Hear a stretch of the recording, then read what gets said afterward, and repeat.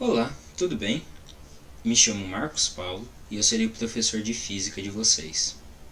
Nós vamos começar nossos estudos em Física compreendendo mais ou menos como que a nossa ciência, a Física, funciona. Tudo bem? Vamos lá. Quando nós queremos ser cientistas, primeiro nós precisamos buscar um fenômeno para observar. Esse fenômeno pode ser qualquer coisa, tudo bem? Algo que a gente acha interessante, bonito, enfim. Depois de observar esse fenômeno, nós precisamos traduzir eles em palavras, em conceitos, e esses conceitos se chamam grandezas físicas. Para ser uma grandeza física, ela precisa ser mensurável. O que quer dizer isso? Eu preciso associar uma quantidade a essa grandeza. Tudo bem? Exemplo de grandeza física: massa, por exemplo. Muito bem, essas grandezas podem ser de dois tipos: as grandezas escalares e as grandezas vetoriais. Tudo bem? Elas são um pouquinho diferentes umas das outras. As grandezas escalares são aquelas onde apenas a quantidade é importante e é também o suficiente para descrever aquele fenômeno. Então, por exemplo, massa, que eu havia comentado anteriormente. Quando você vai na padaria e pede queijo, por exemplo, apenas a quantidade será o suficiente para que a pessoa te entenda. Já nas grandezas vetoriais, além da quantidade, eu preciso descrever qual a direção e qual o sentido que aquela grandeza está sendo medido.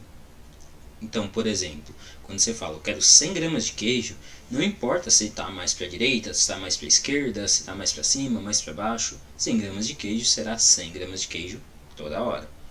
Já, por exemplo, quando eu pedir para você dar um pulinho na outra cidade para buscar tal coisa, vamos supor que você não saiba ir até lá. Eu preciso, além de te dizer qual é o deslocamento que você vai precisar fazer, né?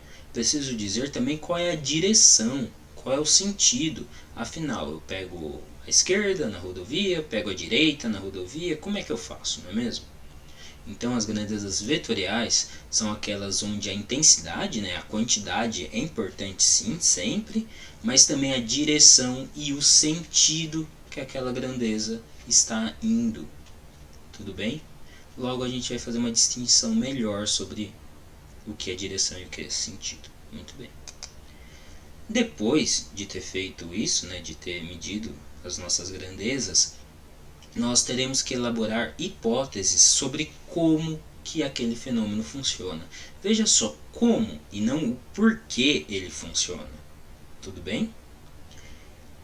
Entendendo mais ou menos como ele funciona, a partir das grandezas importantes para representar o fenômeno, e é isso um outro fator importante também, viu? Eu não posso escolher qualquer grandeza. Então, por exemplo, quando eu estou falando de um objeto caindo, a cor, que é também uma propriedade, uma grandeza física associada a outras, mas é uma grandeza física também, ela não é relevante para a queda do corpo. Então eu não posso inserir ela no meu estudo. Tudo bem? Bom, depois de escolhido as grandezas físicas importantes, lembrando, as grandezas físicas importantes são aquelas nas quais, se eu retiro uma, ou adiciono, ou vario a sua quantidade, o fenômeno muda de estado. Ele começa a ocorrer, ainda aquele mesmo fenômeno, só que agora de uma outra forma. Tudo bem? Após feito isso, eu elaboro minhas hipóteses e testo essas hipóteses em laboratório, às vezes com a matemática mesmo, tá? E se esses testes forem bons, né, e essas hipóteses passarem no teste, esse meu estudo pode alcançar o status de teoria física, teoria científica, tudo bem? Mas e se não passar? Bom, aí se não passar, nós voltamos e reelaboramos as hipóteses. Perfeito? Muito bem. Vou colocar aqui um vocabulário. Lembra? É importante nós nos comunicarmos bem. Começando então, o que significa espaço? É uma palavra que eu vou usar muito nesse nosso estudo. Espaço é uma posição, tudo bem? É a sua localização em um mapa. é onde o objeto de estudo nosso está. Qual é o que é direção? Bom, direção é uma linha pela qual você pode caminhar. Como, por exemplo, uma linha de ônibus, de trem, a direção vertical, a direção horizontal, lembram do vetor, né? Bom, sentido. Cada direção tem ao menos 2 sentidos, tá? Pode ser, no caso das linhas de transporte, sentido centro, sentido bairro, sentido norte, sentido sul. Se eu estiver falando da direção horizontal, direita e esquerda são exemplos de sentido. Se eu estiver falando da direção vertical, para cima e para baixo, são outros exemplos de sentido. Horário, anti-horário e coisas do tipo. Mais comumente nós usaremos negativo e positivo. Lembrem que nós precisamos da matemática para nos ajudar a compreender esses fenômenos, tá? Então, sentido positivo e negativo é o que normalmente nós usaremos. Bom, o que mais é importante saber sobre isso? Eu recomendo fortemente que vocês deem uma olhada nas aulas de funções afim, que são as funções de primeiro grau, funções de segundo grau, tá? Equações de primeiro e de segundo grau, e também um pouquinho de relações trigonométricas no triângulo retângulo. Todos esses assuntos são assuntos iniciais das aulas de matemática, tudo bem? Então, dá uma olhada nesse vídeo, depois dá uma olhada nos vídeos de matemática, e com eles você vai conseguindo apoio para compreender cada vez melhor o que a gente está fazendo aqui. Tudo bem? Muito bem. Vamos ver como é que funciona então, né? Quando você marca um encontro com alguém, por exemplo no cinema, quais são as grandezas importantes? Saber qual a roupa da pessoa, saber, bom, como a pessoa vai estar com o cabelo naquele dia. Estou supondo que a gente conheça a pessoa, tá? Imagino que nenhuma dessas grandezas seja realmente... Primeiro, nenhuma dessas grandezas é uma grandeza física, mas nada desses conceitos são importantes para que nós realmente consigamos encontrar a pessoa no cinema, não é verdade? Veja só esse desenho. Você está aqui. Você estava na sua casa, provavelmente, né? E aí a pessoa fala assim, vamos ao cinema? E você fala assim, bora lá, vamos sim. Aí você pega, sai correndo e vai aqui para esse cinema, que eu coloquei aqui como S0 para representar a localização, o espaço onde ele está. E você está aqui no cinema S0. Você saiu daqui da sua casa e saiu correndo até o cinema S0. Ótimo. Só que chegando lá você percebe que você não combinou tão bem assim com a pessoa. E aí você pergunta assim, poxa, mas espera aí, como é que é, qual cinema que eu preciso ir mesmo? Você manda uma mensagem para a pessoa e ela te responde, então, você está no cinema S0, né? Tá errado, é no cinema S1 que eu estava querendo ir. Aí você pega e sai correndo até o cinema S1. Correndo ou andando, né? Depende da sua pressa. Depende da sua pressa. Aí você vai lá e chega até o cinema S1. Só que ao chegar no cinema S1, você repara que você não combinou de novo certinho com a pessoa. Você não sabe qual o horário da sessão. Por isso que eu disse que dependia da sua pressa. Tudo bem? Reparem aqui, você estava no ponto S0 e você correu até a posição S1. Posição S1 que será marcada por esse eixo vertical. Esse eixo vertical em matemática nós chamamos de eixo das ordenadas. Tudo bem? Repara que em qualquer dessas carinhas pontilhadas aqui, você está na posição correta. Você está no cinema S1. O problema é que você não conseguiu ainda cronometrar isso com o eixo horizontal, que é o eixo das abscissas. E aqui será o eixo representante do nosso tempo. Tudo bem? Eu posso então estar no cinema S1 a qualquer momento, mas se eu não tiver... Perdão, em qualquer momento, mas se eu não tiver no momento certo, eu não encontro a outra pessoa que eu quero. E é isso que é cinemática. Cinemática é o estudo do movimento, mas é também basicamente como eu localizar objetos. E para localizar um objeto, não basta saber a posição desse objeto. Eu preciso também saber quando que esse objeto estará lá. Tudo bem? Reparem uma coisa. A sua casa é a origem deste eixo. Essa origem, ela é o nosso ponto de referência, tudo bem? Ela não é necessariamente da onde você saiu para o início do movimento que estamos estudando, tudo bem? Ela é o que nós chamamos de origem dos espaços ou origem dos tempos também. Será o valor onde o espaço é igual a zero, onde o tempo é igual a zero. Perfeito? É o valor de referência quando nós começamos a contar essas quantidades. Perfeito?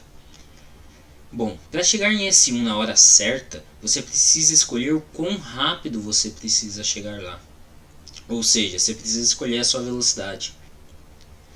Vamos iniciar supondo uma coisa, que das duas uma, ou você vai sair do cinema S0 e chegar até o cinema S1 com uma velocidade constante, constante significa não se altera ao longo do tempo, ou então, para nossa descrição aqui, mesmo que na prática você não tenha se mantido sempre com a mesma velocidade, que essa velocidade não flutuou muito, ou então que a gente consegue escolher uma velocidade intermediária para representar, só por simplificação, a sua trajetória.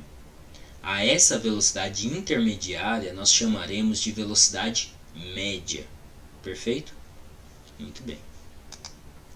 Então olha só, você sai daqui e então precisa percorrer essa linha pontilhada para chegar até o espaço S1. Repare uma coisa, essa linha não precisava ser pontilhada. De novo, como a gente está começando o nosso estudo, ela será pontilhada, ou será retilínea, perdão. Tá? Ela não precisava ser retilínea. Essa linha será retilínea só para simplificar o nosso conceito inicialmente. Tá bom? Bom, então saio daqui e chego até aqui. Repara que eu poderia ter saído daqui e chegado até aqui, ou até aqui, ou até aqui, ou até aqui, ou até aqui, ou até aqui. E em todos esses casos eu percorreria a mesma distância, mas eu não estaria no tempo correto. Tudo bem? Quando você chega nesse cinema e pergunta qual é o horário da sessão, a pessoa fala assim, na verdade é na sessão T que ocorre no horário T igual a 1, T1, por exemplo. Para você chegar na posição S1 no tempo T1, você precisa garantir que a sua velocidade será o suficiente para cumprir esse deslocamento aqui da vertical neste tempo na horizontal. Reparem que se você sair daqui e for para cá, onde está a primeira carinha pontilhada, você saiu dessa posição e foi até essa. Perfeito. Reparem que o tempo que você leva para fazer isso seria um tempo bem curtinho. Se eu sair dessa posição S0 e vou até essa outra carinha aqui, o que eu percebo? O deslocamento, ou seja, esse valor na vertical, ele não mudou. Mas o valor na horizontal, olha só, ele mudou. Antes ele estava aqui, agora ele estaria aqui. Tá vendo? Eu estou localizando essa carinha não só no espaço, mas também no tempo. Muito bem. A posição final que você precisa chegar, então, é esse S0, a sua posição inicial, mais essa linha aqui, ó. Tá vendo? Essa linha pontilhada que está representando o meu S1. Se essa linha estivesse aqui, ela seria um pouco diferente. O que mudaria nela? Mudaria a direção. Tudo bem? Essa linha, ela é um vetor. Perfeito? Eu ainda não adicionei aqui o sentido porque ainda não é importante para nós, mas ela é um vetor. Então a essa posição inicial eu preciso adicionar esta linha para que eu chegue em S1. Muito bem. Mas qual é o tamanho dessa linha então?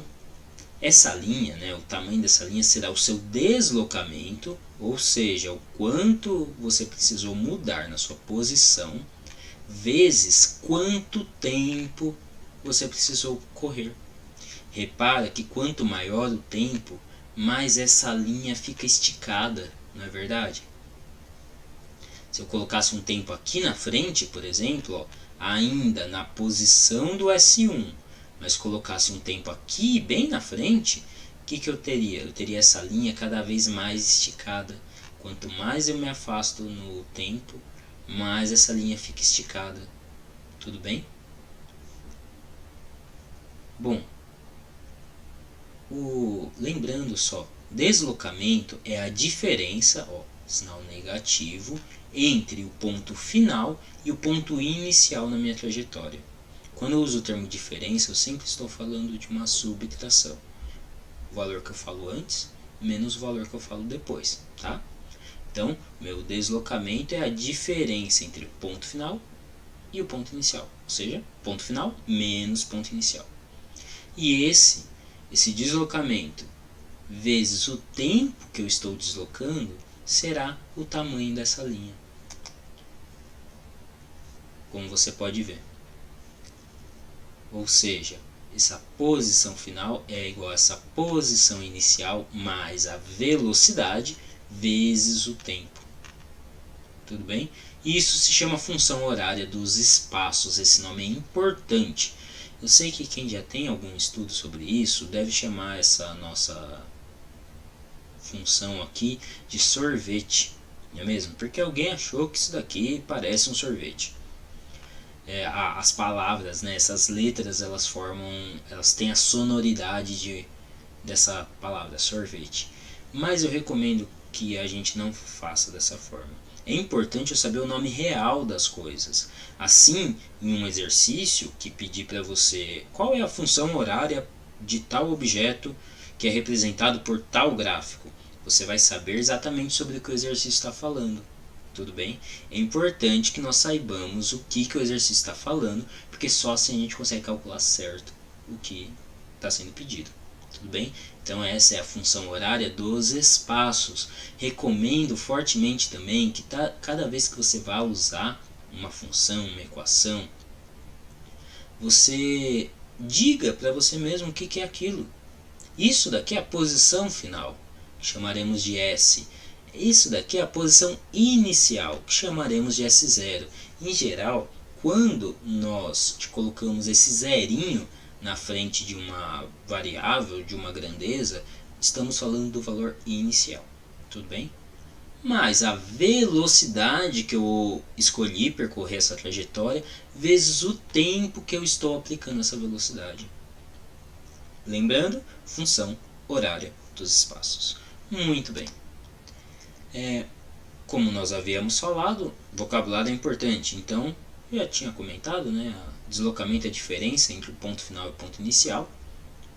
E a velocidade nós podemos traduzir como sendo a razão entre o deslocamento e o meu intervalo de tempo pelo qual eu estou deslocando.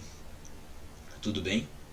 Teremos dois tipos de velocidade inicialmente. O que a gente chama de velocidade média, ou até mesmo velocidade escalar média, que é quando eu digo assim, não importa muito qual a direção e sentido, quero saber apenas qual a velocidade que o carro teve que aplicar para sair de uma posição e chegar até a outra. Então não estou me importando ainda sobre para onde que ele tem que ir. Neste caso, chamo de velocidade escalar média. Tudo bem? Ele é um valor intermediário entre a velocidade máxima e a velocidade mínima do objeto de estudo. E ele será dado por ΔS dividido por ΔT, sendo esse delta, como no caso do deslocamento, a diferença entre o valor final e o valor inicial. Um adendo aqui, esse delta quase sempre é usado para representar isso, valor final menos valor inicial. Tudo bem? Bom, existe outra possibilidade de nós estarmos numa situação em que a velocidade é de fato constante, ou seja, você partiu com uma velocidade e chegou lá com a mesma velocidade. Ótimo também. Chamaremos nesse caso de velocidade. Só velocidade, tá bom assim mesmo. Tudo bem? Então olha só, se a sua velocidade, nesse caso, não variar, ou seja, ela for constante, estamos no caso que chamamos de movimento uniforme. Tá? Um movimento é chamado de uniforme quando ele acontece de forma uniformizada. Perfeito? Caso isso não ocorra, tá? Caso a minha velocidade fique variando com o tempo, é porque algum agente fez essa velocidade variar. E a esse agente nós chamaremos de aceleração. Sendo a aceleração a variação da velocidade no tempo.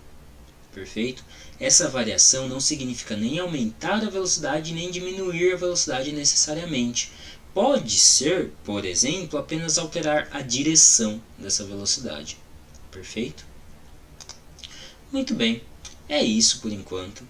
Obrigado pela atenção e até lá.